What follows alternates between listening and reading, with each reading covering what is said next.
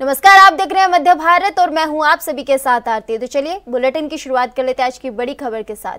खंडवा में आतंकी संगठन इंडियन मुजाहिदीन से जुड़े संदेहों को पकड़ने में सफलता प्राप्त की है, जिसको लेकर मुख्यमंत्री मोहन यादव ने मध्य प्रदेश पुलिस को बधाई दी है। उन्होंने कहा कि आतंकी देश के लिए खतरा है। मध्य प्रदेश एक शांतिपूर्ण प्रदेश है और यहाँ किसी भी आतंकी गतिविधि के लिए कोई जगह नहीं है। मध्य प्रदेश पुलिस हर तरह की चुनौती से निपटने के लिए सक्षम है।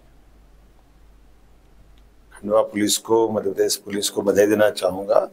हमारी पुलिस चौकस, चौकन्नी और सतर्क है। यही कारण है कि एक IAS का बड़ा आतंकवादी, जिसके माध्यम से बड़ी संभावना थी, हमने चौकन्ने होकर के उसको न केवल अपने कब्जे में लिया, बल्कि उसके साथ कई सारे साहित्य, कई सारी चीज़ें हैं। हम इससे जुड़ी भारत सरकार की सभी गुप्त एजेंसियों के संपर्क में भी आ गए हैं। हम उनको भी जानकारी दे रहे हैं कि इसके माध्यम से जो भी बड़े नेटवर्क अंतर्राष्ट्रीय स्तर के, उससे भी जानकारी जुटाई जाए। और जैसा मैंने पहले भी कहा कि मध्य प्रदेश की पुलिस और मध्य प्रदेश का प्रशासन किसी भी प्रकार की कोई घटना हो ये बर्दाश्त नहीं करेगा। यही कारण है कि ऐसे आतंकवादी को हमने न केवल पकड़ने में सफलता प्राप्त की है, बल्कि इससे जुड़े हुए सारे राज भी हमने समझ लिए। उम्मीद करता हूं कि पुलिस की इस कार्रवाई से निश्चित रूप से इनकी कमर टूटेगी और ऐसी किसी घटनाओं से लड़ने में पुलिस सक्षम है। मैं पुलिस के जवानों को बधाई देना चाहूँगा और उम्मीद करता हूं कि वो यही सजगता बरकरार रखेंगे। फैजान नाम का आतंकवादी, जिसके बारे में जानकारी मुझे दी गई है, इसके पास से ISI से लेकर के कई सारे ऐसे साहित्य मिले हैं, जिसके माध्यम से कई वीडियो वो फॉलो करता था, कई प्रकार के प्रमाण मिले हैं और उससे कई प्रकार का असला मिला, रिवाल्वर मिली है, बाकी ऐसा खतरनाक साहित्य मिला है, जिसके कारण से उसके लिए खास करके भारत की सुरक्षा के लिए वो खतरा हो सकता था। मध्य प्रदेश की पुलिस को मैं एक बार फिर आपके माध्यम से बधाई देता हूँ। ये किस तरीके की मानसिकता है कि देश में रह रहे हैं, देश का खा रहे हैं, लेकिन ये बड़ा दुर्भाग्य के साथ कहना पड़ेगा कि ये ऐसी व्यवस्थाओं के खिलाफ ही तो हम कहते हैं। तो हमको कहा जाता है कांग्रेस के लोग कि ये हिंदू आतंकवादी। अब मैं किसको बोलना चाहूँगा? कांग्रेस के नेता को जिससे सबक लेना चाहिए। ऐसी घटनाओं के कारण से ही तो देश की सुरक्षा व्यवस्था में खतरे में पड़ती है।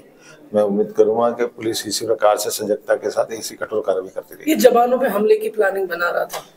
बहुत सारी बातें हैं, अभी मैं ज्यादा कुछ बोलूंगा वो ठीक नहीं रहेगा, लेकिन हमने समय रहते बहुत बड़ी वारदात होने को रोका है और मध्य प्रदेश की सरकार ऐसी बातों से निपटने में सक्षम है। केंद्रीय जांच एजेंसियों से कांटेक्ट किया? जरूर मैंने बोला ना प्रारंभ में कि सबसे पहले हमने केंद्रीय गुप्तचर संस्था से लेकर भारत सरकार को सूचित किया है कि ऐसी व्यक्ति एक ऐसी घटना से लिप्त पाया गया। हम भी अपनी जांच कर रहे हैं और वो उनको भी सहयोग करेंगे ताकि वो उससे डिटेल। थाना टिकरापारा क्षेत्र अंतर्गत दुर्गा नगर के 6 घरों में भू माफियाओं ने कब्जा कर लिया है। घरों में बच्चों को कैद कर महिलाओं और बुजुर्गों को घसीटते हुए बाहर निकाल दिया गया। जब स्थानीय लोगों ने थाने का घेराव किया, तब कुछ लोगों को गिरफ्तार कर मामले को पुलिस ने शांत किया। ग्राउंड में जाकर हमारे ब्यूरो प्रमुख अखिलेश तिवारी ने पीड़ितों से बातचीत की। देखिए खास रिपोर्ट। भारी संख्या में लोग टिकरापारा थाना पहुंचे हुए हैं। क्या मामला है, किस तरीके से उसको जानते हैं, क्या मामले को लेकर के पहुंचे हुए हैं? कितने बजे पहुंचे? अरे भैया, इन लोग सुबह सब हम लोग काम पे चले गए थे। सुबह 9 बजे 8:30 जैसे इन लोग सब पूरा भरपूर 70-80 आदमी लेके आए हैं। घर के घुस के बच्चे बुजुर्ग सबको खींच के बाहर निकाल के घर में ताला लगाए हैं। बच्चा स्कूल जा रहा था, स्कूल भी नहीं जा पाया है। भैया शर्ट नहीं पहना है, बच्चे चप्पल नहीं पहने, बुजुर्ग घर में एक अभी भी रखी है। कौन लोग हैं जो घर में घुस करके? वो औरत आया है, 50 आदमी आए हैं और 30-40 औरत पकड़ के आए हैं सामान फेंकने के लिए। अच्छा, जानते हो क्या कि कौन लोग? हम लोग नहीं जानते हैं, बाहर से आया है। क्यों निकाले आप लोगों को घर से? हम लोग का जगह करके हम लोग का हाथ खींच के निकाल दिए। मेरी बहू लोग का छोटे बच्चे हैं, देखो सबका हाथ पकड़ के खींच के निकाल दिए हैं। कितने साल से काबिज हो आप लोग? यहाँ 50 साल से रहते हैं सर हम लोग। हाँ, देखो छोटे बच्चे धक्का धुक्की मार के निकाल दिए घर से, बोल रहे हैं निकलो घर से, और ताला लगा दिए। कुल मिलाकर के जमीन कब्जाने और घर में कब्जा करने की बात सामने आ रही है। आप वहीं रहते हैं स्थानीय, क्या नाम है? पद्मलाल साहू। अच्छा, क्या किस कारण से आप लोगों को घर से निकाल? उन लोग आए और एक 2 मकान बोले, पीला वाला और आगे वाला करके, और मैं कोना में खड़ा था, सुन रहा था उन लोग का बात। फिर इन लोग से जो भी बात किए, फिर मेरे को बुलाए कि चलो निकलो घर से, ताला लगाएंगे। मैं बोला एक कैसा ताला लगा दोगे? फिर एक लेडीज़ ताला लगाने लगी, तो मैं कैसा ताला लगा दोगे ऐसा करके बोला, तो लेडीज़ को हाथ लगाएगा क्या करके मेरे को ही धमका रहे थे। अच्छा, कौन लोग हैं पता है क्या आप लोगों को? किसी का नाम है? वो सामने वाला बता रहा है राम मनोज रगड़े करके अपना नाम, और अन्य साथी उनके 12-15 लड़के थे, और लेडीज़ ऑटो में एक कार में आए थे, 5-7 मोटरसाइकिल ऑटो सब लेकर आए थे। बोले हमारा ज़मीन है। भाई आपका ज़मीन है, ठीक है, कार्रवाई करो, नियम से करो, समझाया भी, उसके बाद भी ताला लगा दिए। आज 50 साल से वो ज़मीन में रहते हैं, घर बना हुआ है पहले से, आज तक कोई नहीं आया कि मेरा जगह है करके बोलने के लिए।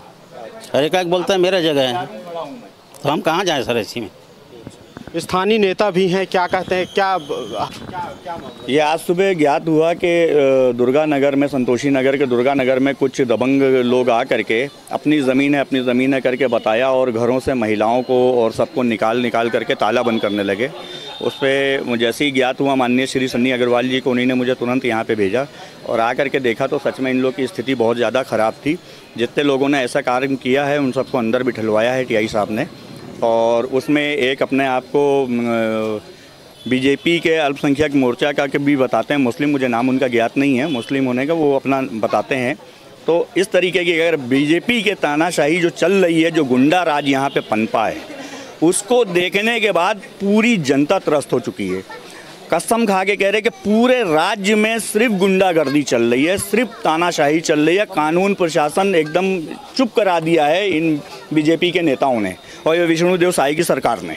न्याय नहीं मिलता है तो क्या रिएक्शन रहेगा आप लोगों को? हम घेराव करेंगे, साय साहब के मुख्यमंत्री निवास का घेराव करेंगे, लेकिन एक भी गरीब के सर से छत को छीनने नहीं देंगे। ये लोग वहाँ 40 साल से रह रहे हैं, अचानक कोई बिना पेपर, बिना किसी के आ करके उनके घरों से सुबह 5 बजे निकाल करके ताला बंद करने लगेगा, तो ये तो बहुत ही निंदनीय घटना है। देखिए, जिस तरीके से जब से भारतीय जनता पार्टी की सरकार आई है, विगत 6-7 महीनों में ही अपराध का गढ़, जिस रायपुर को स्वच्छ एवं शांत रायपुर कहा जाता था, अब वो रायपुर चाकूपुर हो गया है। दूसरी बात, ज़मीन कब्जा करना तो एक आम बात हो गई है अब की सरकार में, जो है भारतीय जनता पार्टी में।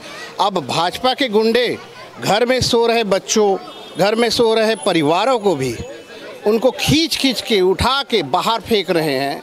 बच्चे भूखे हैं तो चप्पल पहनने भी नहीं दिया, बोले स्कूल छोड़ो बोल के। कितने समय?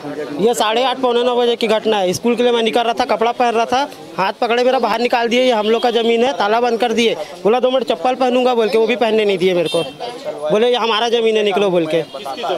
नाम सर मेरे को पता नहीं, ज़मीन हम लोग 40-50 साल से रह रहे हैं, वही हुए। जो बाहुबली लोग हैं छत्तीसगढ़ में भी काबिज होने लगे हैं। अब देखने वाला विषय यह रहेगा कि क्या इन लोगों को न्याय मिल पाता है, या यूं ही इन लोग जो घर से बेघर हुए हैं कि आखिर कहां जाएंगे, या फिर मुख्यमंत्री जो जन दर्शन लगता है क्या वहां गुहार लगाएंगे, या अन्य किसी से मदद मांगने के लिए जाएंगे।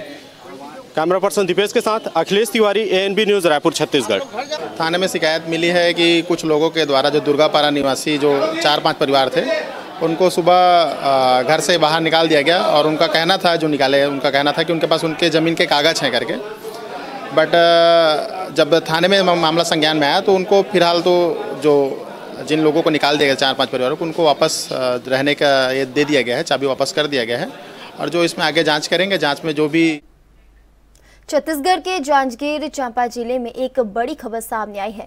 यहां कुएं में जहरीली गैस की चपेट में आने से 5 लोगों की मौत हो गई। एक शख्स लकड़ी निकालने कुएं में उतरा था कि जिसे बचाने, माफ कीजिएगा, लकड़ी निकालने के कुएं में उतरा था जिसे बचाने उतरे 4 और लोगों की भी मौत हो गई। जानकारी के अनुसार ये घटना मीरा थाना क्षेत्र के ग्राम किकिरदा की है।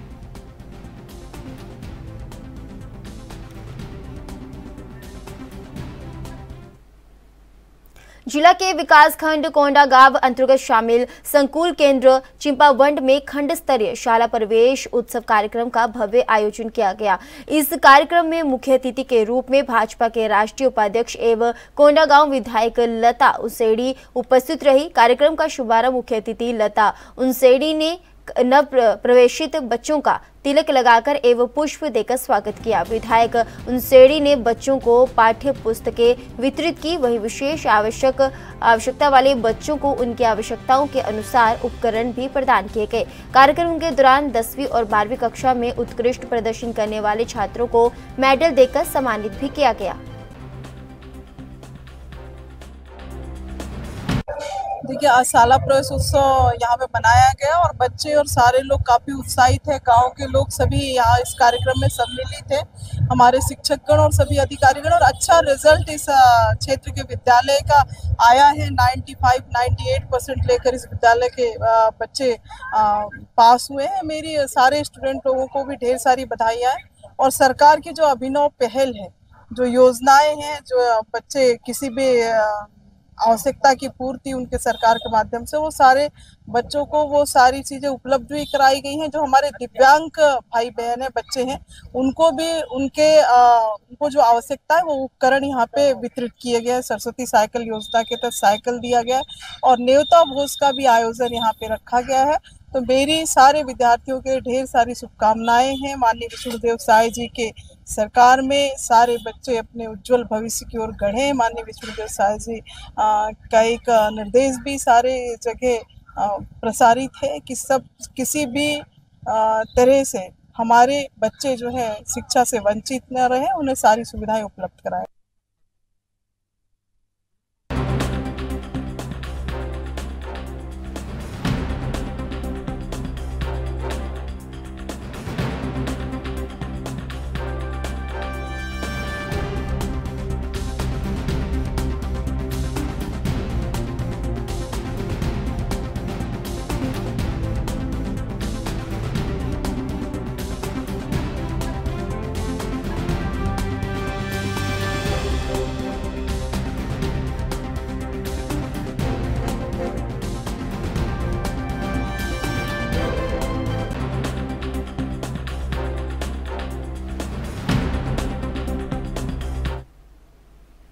वहीं छत्तीसगढ़ के जांजगीर चांपा जिले के कन्नाई गांव में एक ही परिवार के 12 लोग अचानक उल्टी, दस्त और पेट दर्द के शिकार हो गए।